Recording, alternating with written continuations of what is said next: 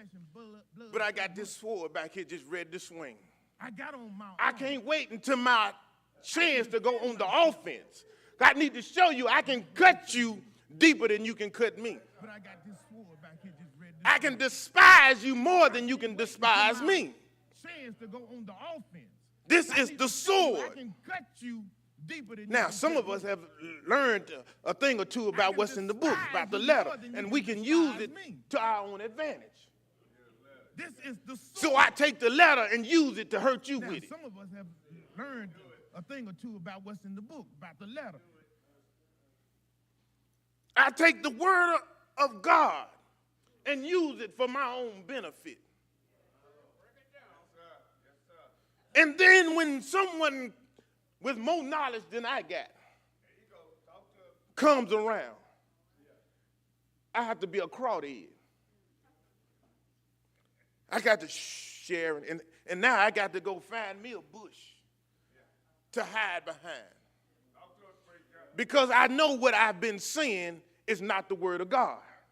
But because I had my own purpose, I had my own agenda, I used what was in the book to promote my interests.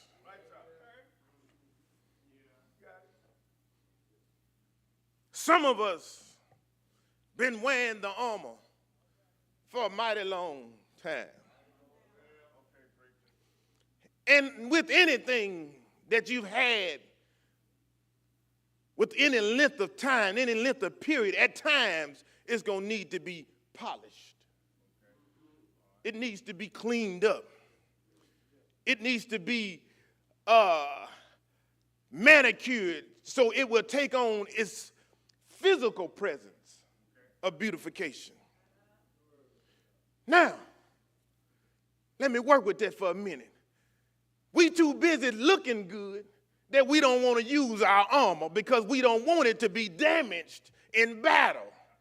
So I'm just going to wear the armor so that it looks good, but it ain't never been tested. I got a whole body suit, but I've never tested it. It has never been put in the time of war. I've never used it. I've never had to put my shield up to defend myself.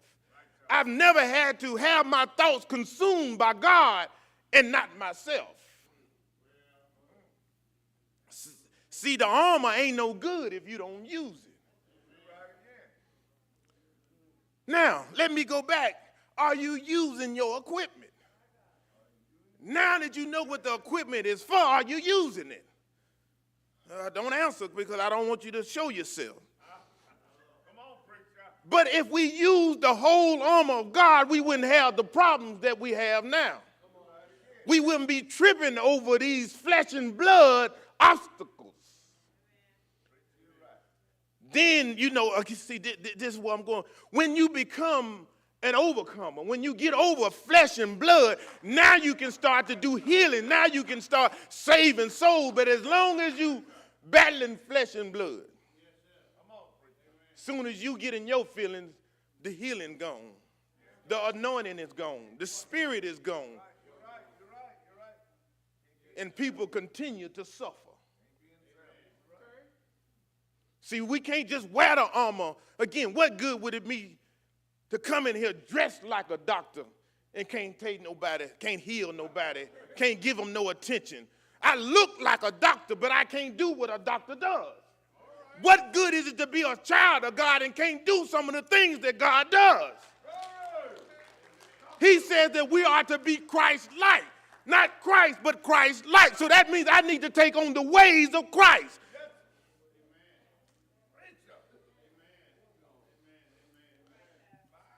I know y'all ready for me to go back on a trip. But I'm here to tell you this.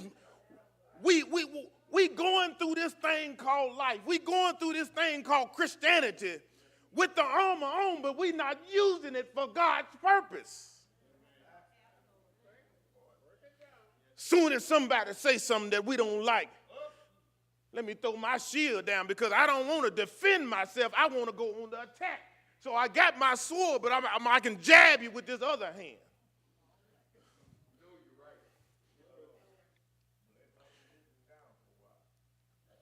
when Pastor Porter was here last week, he was saying that there are some things going on that if you don't have the right equipment, you won't be able to handle. That's true again. How can I send you out there to chop down a tree and don't give you nothing to cut it with? But God says, I will supply you with everything you need to handle what I put upon you. Deliver us. We don't want to go through the process of being delivered. We just want to tell God what we want, and he do it, and we be the recipients of it. But your power, your growth, your strength comes from the process of being delivered. Now, some people may not agree with me, but I'm going to tell you it's the truth anyhow. What good is it for God to deliver you, but you can't go around what he delivered you from? If he delivered me from something, I need to show the power of God. God delivered me from this, but I can still come in the midst of what I've been delivered from. That's the power of God. Now, if I delivered myself, I may have some problems. I can't go in the places that I delivered myself from because temptation can get to be too good. You know, I delivered myself from chasing women, but if I go around too many women, I'm going to have a problem.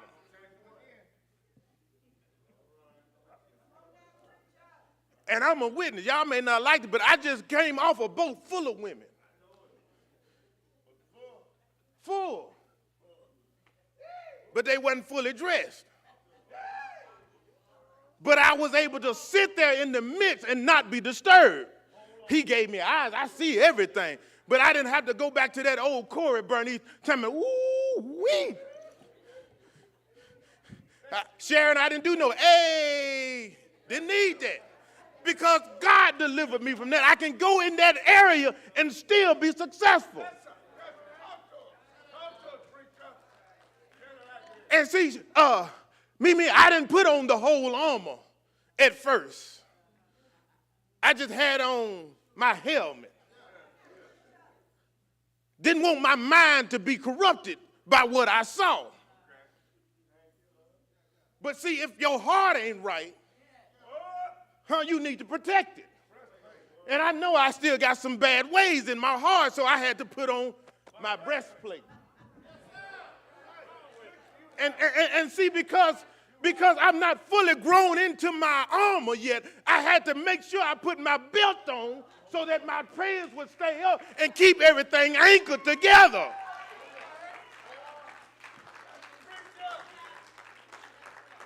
And see, God is powerful because he said, now I want you to walk the ship. Hold on, Lord, that's too much temptation.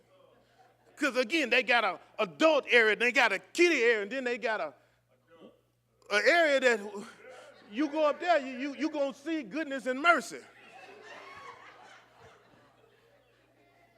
And I tried to stay away from that area. He said, no, because I am your authority. And if you believe and trust in me, then you know I will bring you through that. So I put on my shoes. And I walked to the front of the ship. And as I seen what I saw, God, you powerful.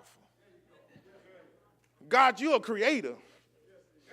Because, see, this is how God works. This is how he worked with me. I went from looking at rumps in the bump to looking at the ocean out there. And I said, Lord, you created this just like you created this. But this is for everybody to enjoy. This has an assignment. As I leaned over the deck looking among God's creation, I was able to see the fowls of the air. Now, I shared it. What a bird doing way out here? Way out here. Ain't nothing for this bird out here. The bird would circle around, and the ship lets its waist out from behind. And when certain fish come to get the waist, the bird comes down and get the fish. Who can create something like that? It has to be a God. Only God can do it. Now, I walk through there, and people being friendly, and they don't care, hey, how you doing? I'm like, fine, how you doing? Now, y'all may not believe, but he said, look. I gave you eyes to see. Look. So I quit being ashamed. See, that's what it was. I was ashamed to get caught looking. But if it's there, if you're going to expose it, these my eyes. So I'm walking and looking. To God be the glory. But see, then he took me and set me down in the midst of flesh and blood. And when he set me down in the midst of flesh and blood, I was able to pull out my sword and stab them with righteousness. Y'all didn't see that coming, did you?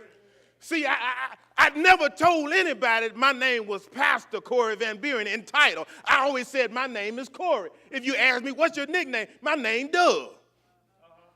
So I never promoted this right here. But it came out, it showed up. The God in me. I did not have to eat no spinach to get it to come out. All I had to do was pull out my sword and stab me a few people.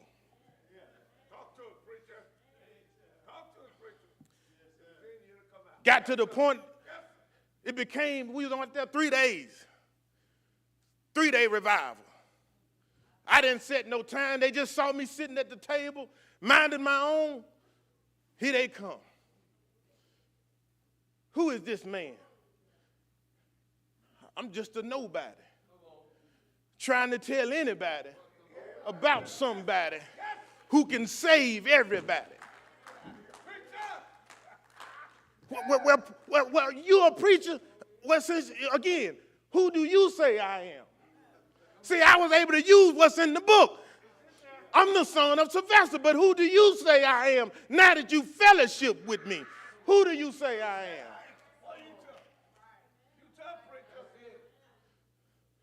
And if they said, man, you something that ain't normal, I became Jesus again. Flesh and blood didn't give you that. Huh? See, I'm not bragging or promoting myself to the level of Jesus, but I'm just using what Jesus used for me. Yes, sir. And I don't feel like I was out of order because I did not tell them who I was. Right, and since I did not tell them, how you going to determine who I am? That wasn't flesh and blood. That's called a spirit. So I'm on the ship, y'all, enjoying myself. There was a time in my life where I was ashamed to promote Christ in this manner. But I found myself that third morning. I got up early, Sister Woods.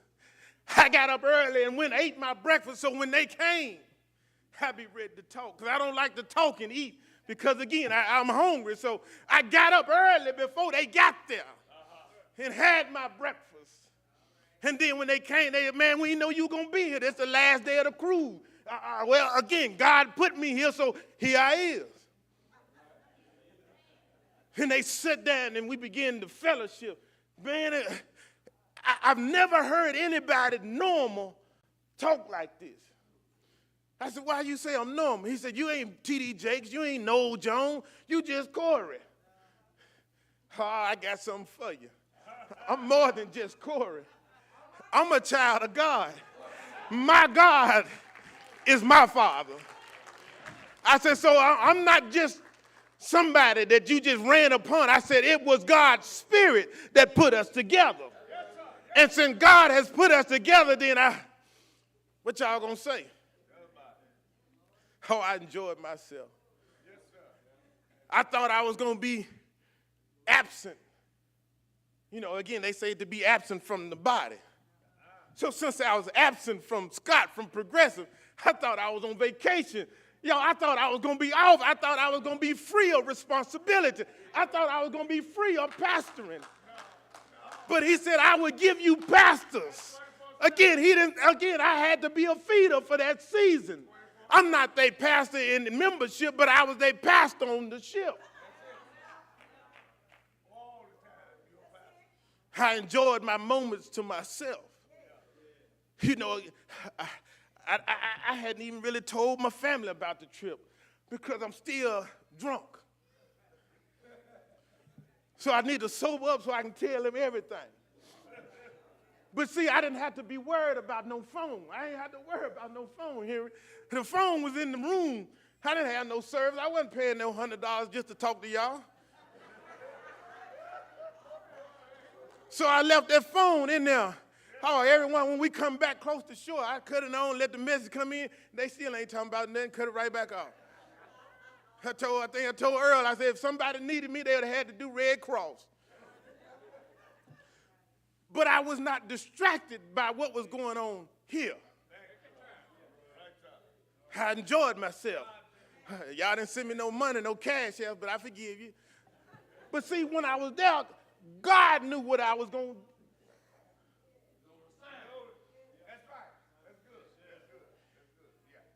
He didn't tell me of the assignment as I went. But once I arrived, I still didn't know what I was going to do. But when I was on the deck, there came a spirit that spoke to me and said, I'm sending something your way. What you sending my way? I'm out here in the ocean. Don't nobody know me from nothing. So what's coming my way? So if somebody tell you something coming your way, especially the spirit, you looking for something positive. I was looking for some money. I was looking for a gift or something. But the people that came, people I've never seen before, probably won't ever see again. But for that assignment, for that season, for that trip, for the cruise, God placed a purpose for me being there. Now I had a choice to pursue that purpose or sit there like a knot on the log. Get out of here. And since I was on the cruise and since God has equipped me with the equipment, I used it. Now, let me bring it down to Jeffro turn. How many of y'all got air conditioning in your car? Now, what sense does it make to have air conditioning in your car? It's hot outside and you don't use it. Then provided you with the equipment that you need to make yourself comfortable, but because I don't want it, gas high.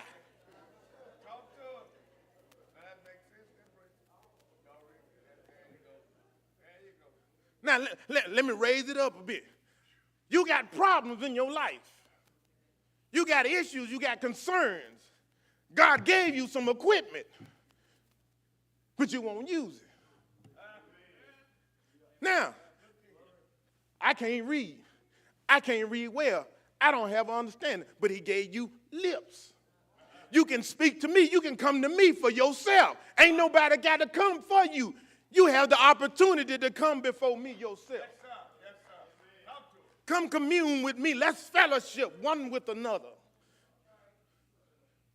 Lord, I got problems. I know you got problems, but tell me what's on your mind. See, you got to learn to talk to God like he's somebody. Don't go down there talking to God, want him to interpret what you're trying to say. Lord, I'm messed up. Lord, I can't straighten up if I want to. Lord, I need you to come in and show me the way. And if you come in and be the light to my feet and light up my path, we got to quit saying stuff we don't believe. We got to quit saying stuff we don't mean. Lord, order my steps. You just lying. Lead me, guide me every step of the way. You ain't followed nowhere. You said lead me. So if you asking somebody to lead me, that means you following them. Take 3 steps and look back, you ain't got your shoes on.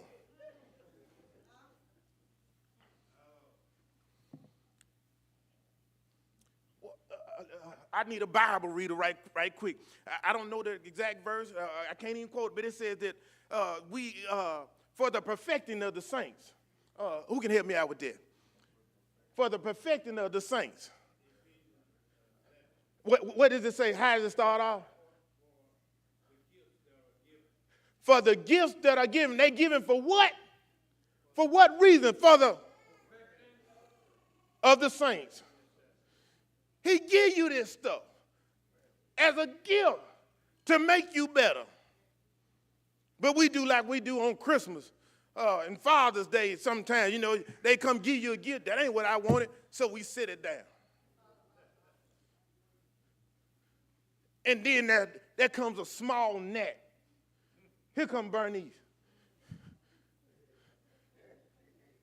Just over there buzzing.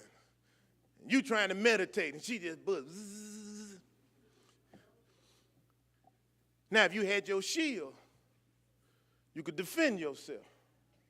But since you left the shield back there somewhere because it's too heavy, it's bulky, you don't want to carry it, now you got no way to block that buzzing. And since you ain't got your helmet on, she done got in your head because that buzzing is in your head. And because your heart ain't right now, only thing comes out is an evil thought. Now you dip your sword in blood and you stab her.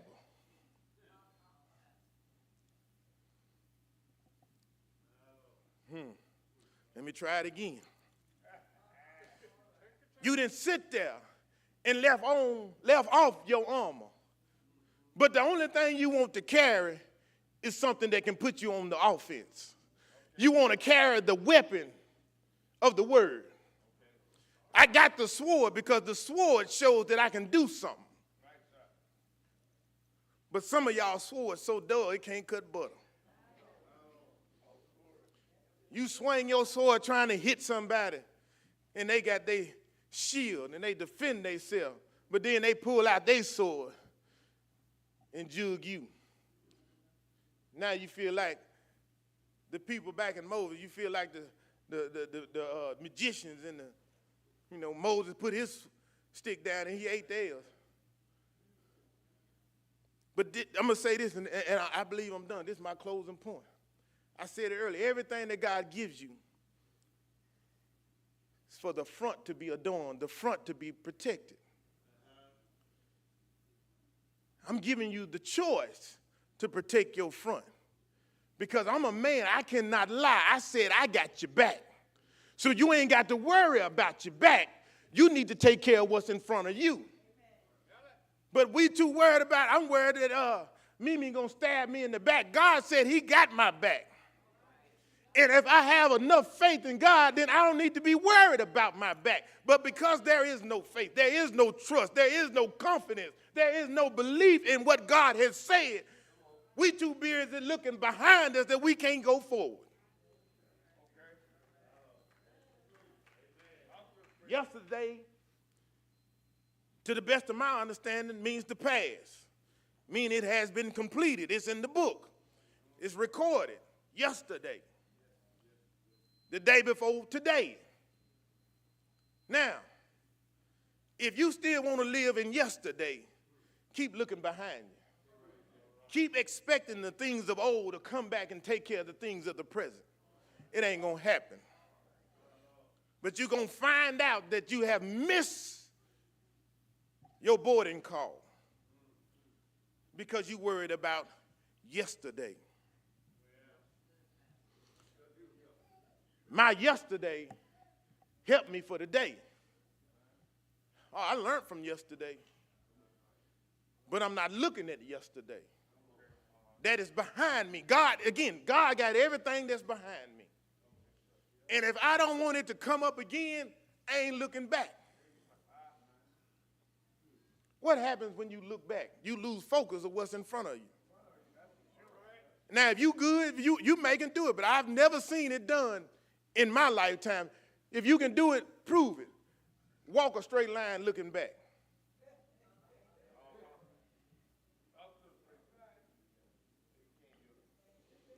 You can't go in the direction God is directing you if you're looking back. Oh, you may go towards, but you're going to veer off. And if you look back long enough, you're going to find yourself way off course. I'm walking and I'm looking back. And more than likely, whichever way I look is the way I'm going to sway. If I look left, I'm going to steer left. If I look right, I'm going to steer right. But if I keep looking forward, and focus and put my eyes on the kingdom, then I can't go nothing but towards the kingdom.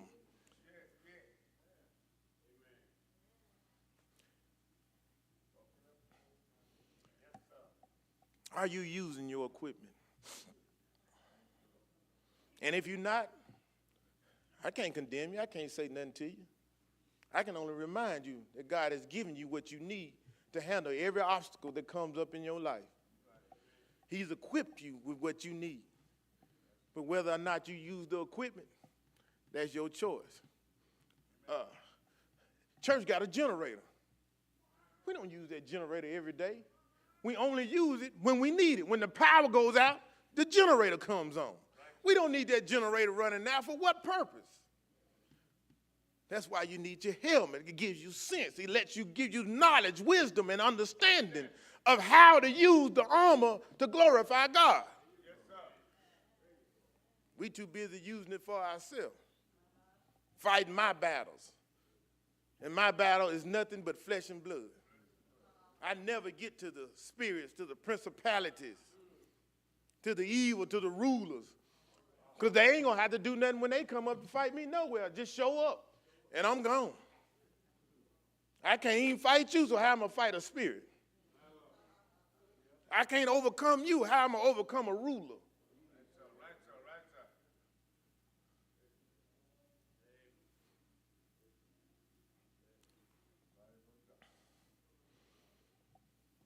That enough, Sister Wood?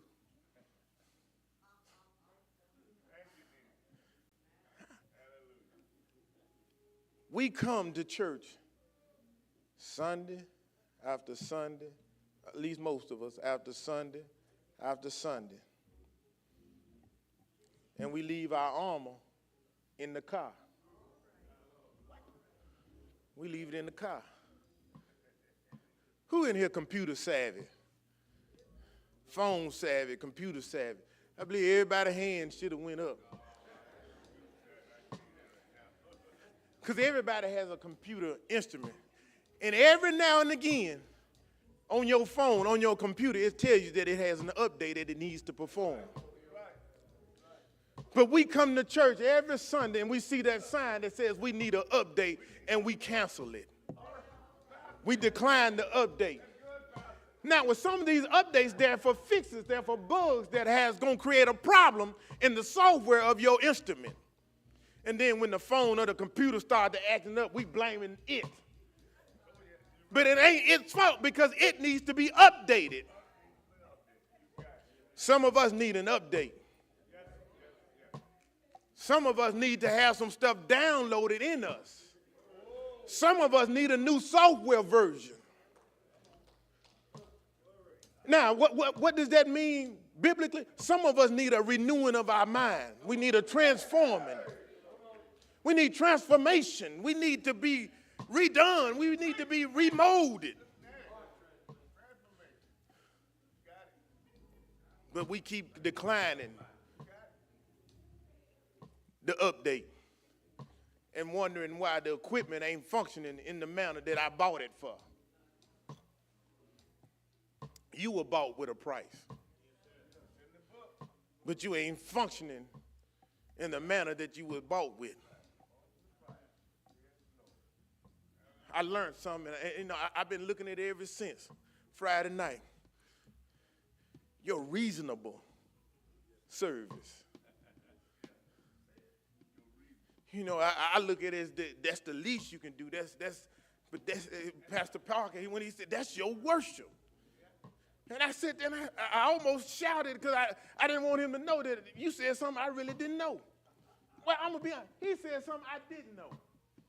But it made sense. It clicked just like that. That is your reasonable service. Your worship.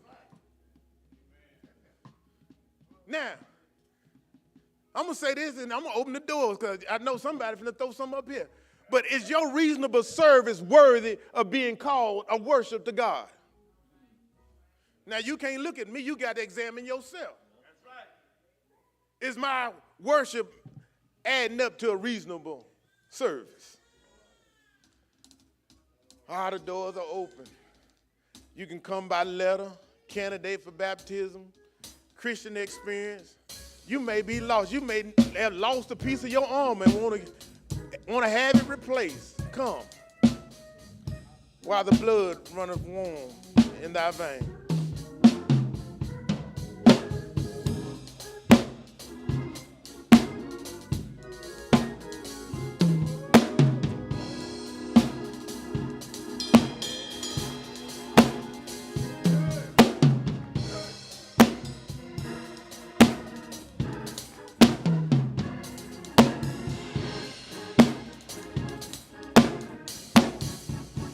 Walk with me.